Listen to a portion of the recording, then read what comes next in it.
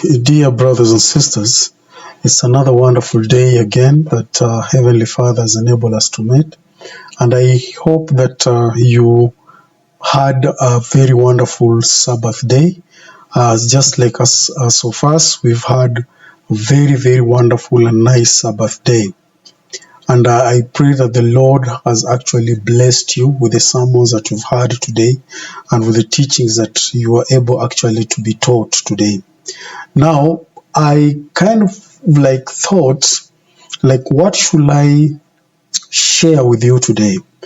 And as I was thinking, I sat down somewhere and I thought about a principle that the Church of Jesus Christ of Latter-day Saints does teach. And this is about the temple work, where vicarious work is done in the temple.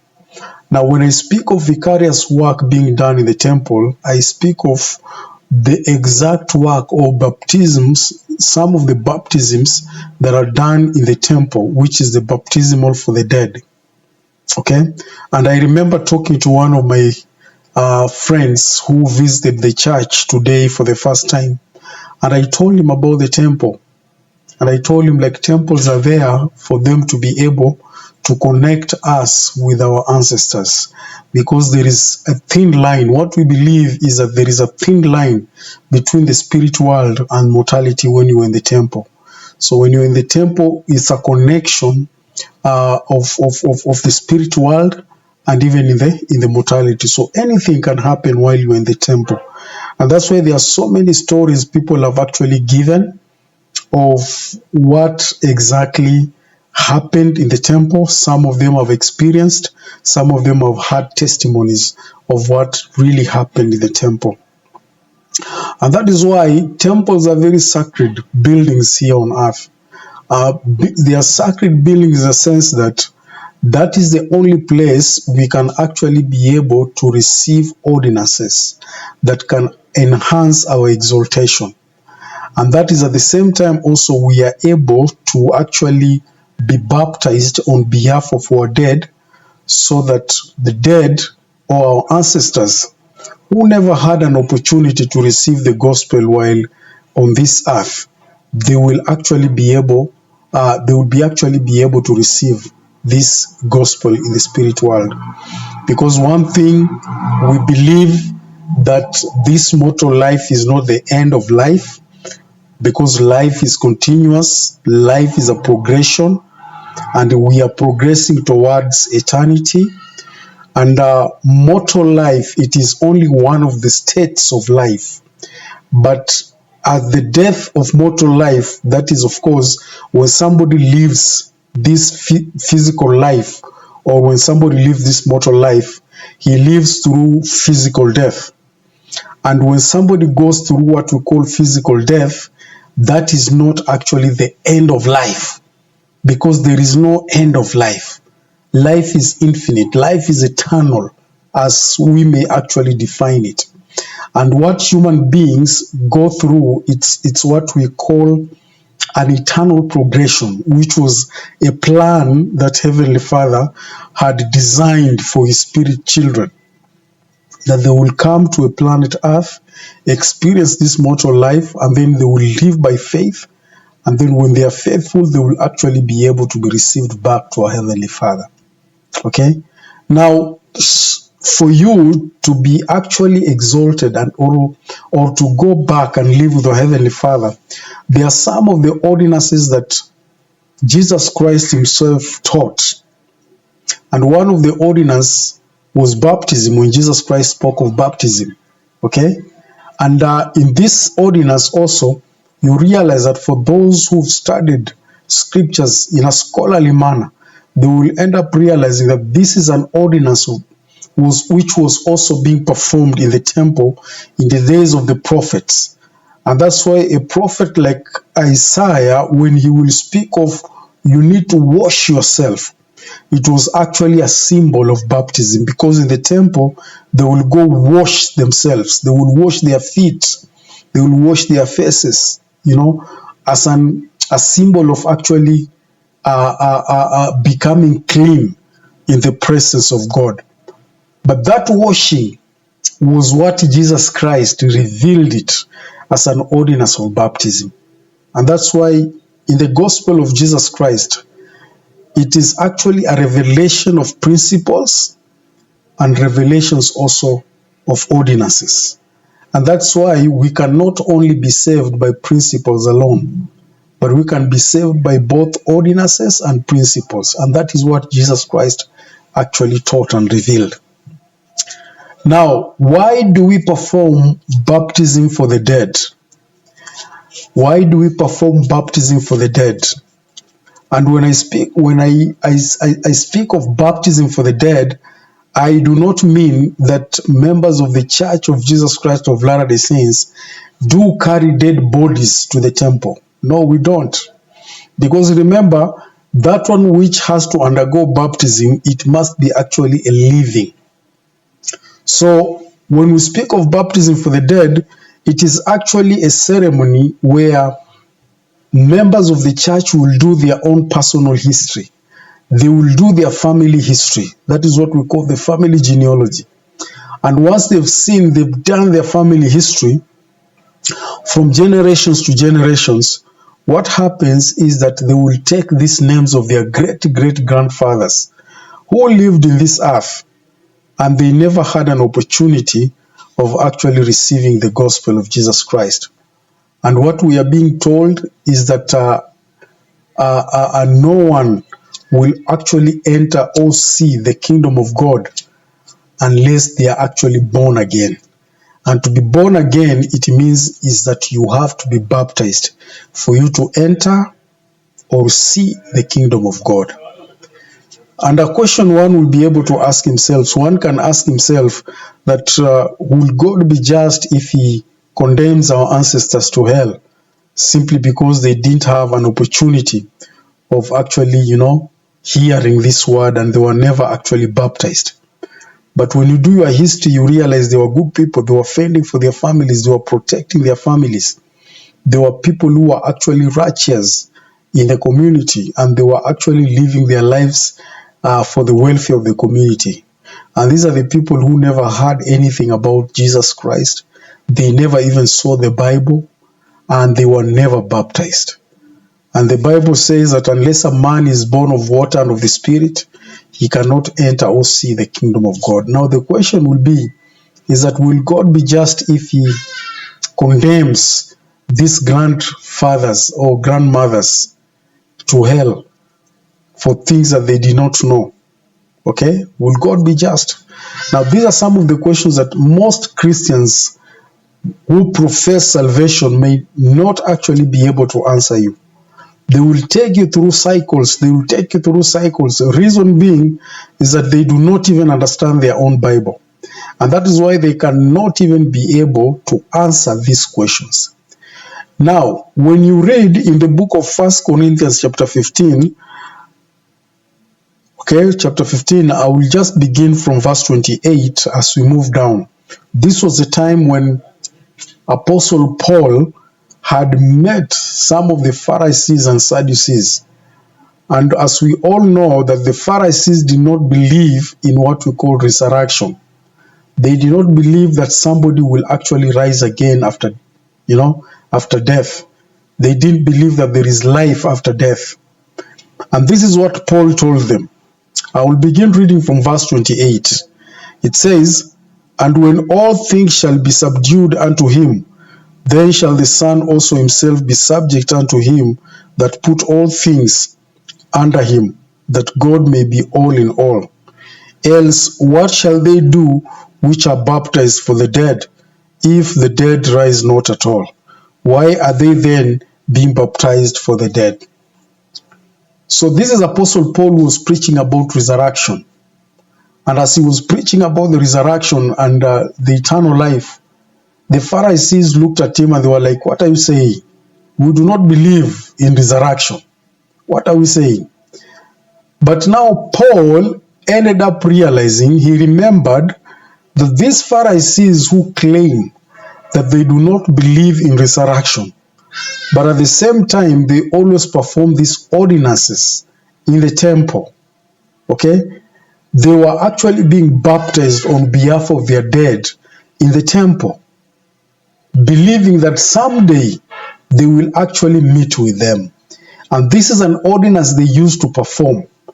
And that is why Paul is asking them, if the dead rise not, then watch, okay, if the dead rise not, okay, if the dead rise not at all, why are they then be baptized for their dead?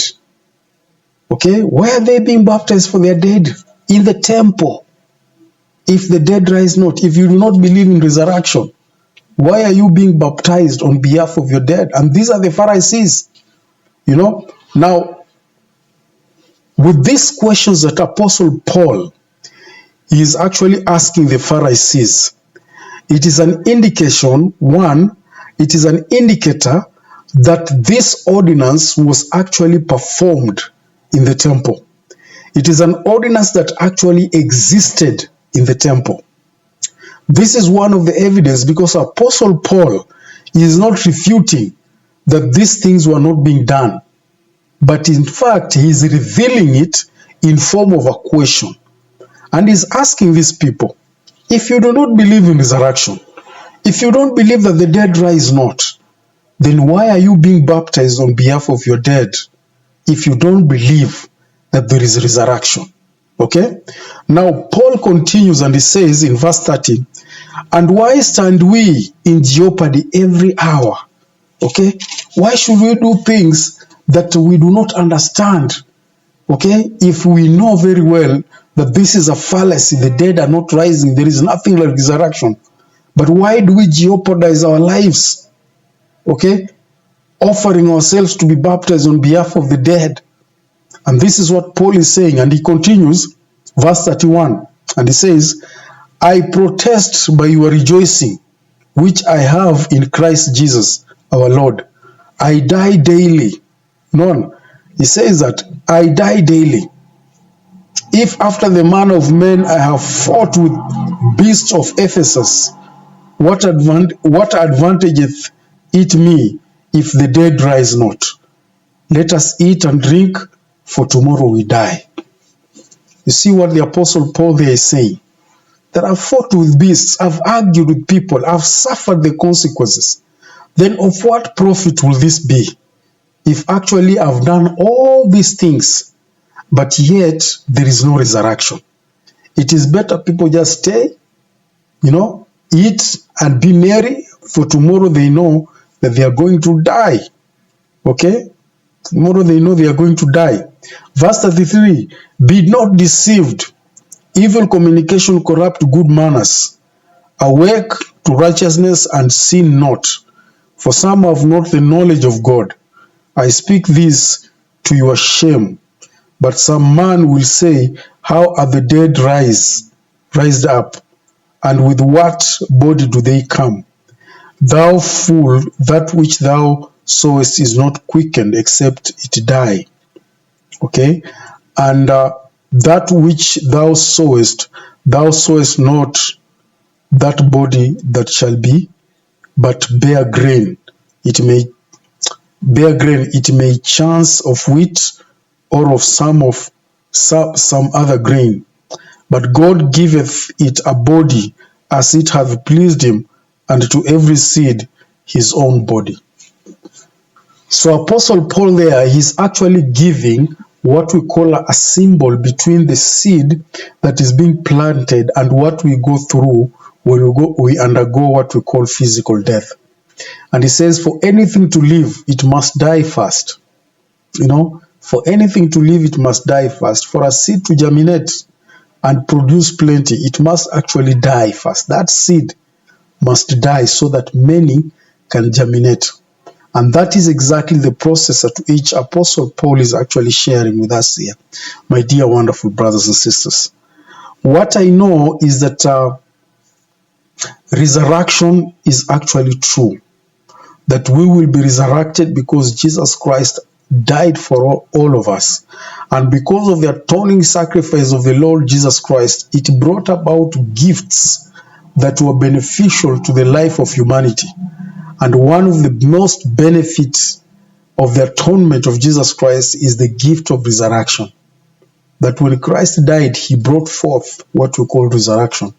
And that's why even if all will die, then all will also be resurrected, because resurrection is a free gift to everybody, because Christ actually paid it all to everybody. Now, the other gift that the atoning sacrifice of Jesus Christ has brought for us, it is actually the gift of repentance. That even when you realize you've done something wrong, you still can repent. You know, you still can repent, you still can go back to our Heavenly Father and ask for forgiveness. And that's why, my wonderful brothers and sisters, thou shalt not procrastinate the day of your repentance. Make sure you repent every day. Make sure before the sun sets, you've actually made things right. You know, you've made things right with yourself. Don't actually procrastinate the days of your repentance, because you do not know what will happen in the next day. But ensure that you always are a repentant person as you live these principles. That when the day goes before the sun sets, you've made actually things right with your fellow men. To those that you've wronged, ensure you make things right with them before the sun sets. And these are the wonderful gifts that the atoning sacrifice of our Lord Jesus Christ has brought to us. And that's why, my dear wonderful brothers and sisters, resurrection is real. And we must seek for our forefathers. And that is why Prophet Malachi, when he gave this prophecy, when you read in the book of Malachi chapter 4, Malachi is saying that, behold, I will send you forth Elijah before that great and dreadful day. And he shall turn the hearts of their children to their fathers, and also the hearts of their fathers to their children, before that great and dreadful day. What exactly Malachi is meaning here? Because the spirit of Elijah will be moved forth. And that spirit of Elijah is a spirit of restoration. And that restoration will actually have this conception, will have this, conviction that the children will start looking after their own fathers. They will start doing their family history, doing their history, and they realize that they are supposed to do this ordinance for their forefathers to actually be able to be saved. And this is the time that we are living in today, my wonderful brothers and sisters. This is the time for you to seek for your fathers, and this is the time the fathers are seeking their children. Because when I began for the first time, remember what I said, that a lot of things are happening in the temple, and a lot of things are actually happening outside here within the lives of the saints. And that's why you find at times a saint might receive a dream. Okay, a saint might receive a dream from his ancestor to go perform an ordinances for them. And that is actually biblical, that is scriptural, that these things were actually being done in the temple. And that the apostles, there is no single place where apostles actually denounced these ordinances, even though Paul is revealing it through questions, because these are things that were very sacred. You could not just speak about them anyhow. And that's why Paul was mentioning this via question as he tackles the Pharisees, for them to understand what they're doing was actually a similitude of something very perfect that was going to come. And that is why it is very important for us to do our temple ordinances, and especially to seek for our forefathers, so that we take their names in the temple for them to be baptized, for us to be baptized on behalf of them, so that in the spirit world we will actually be able to give them a chance also for them to receive this gospel. My wonderful brothers and sisters, I know the church is true. I know the prophet Joseph Smith was a prophet of God. And I know if we follow these principles as restored, then we shall actually be heirs of that great kingdom. Otherwise, thank you very much. God bless you. And peace of the Lord may it be upon you. Thank you very much, and see you next time.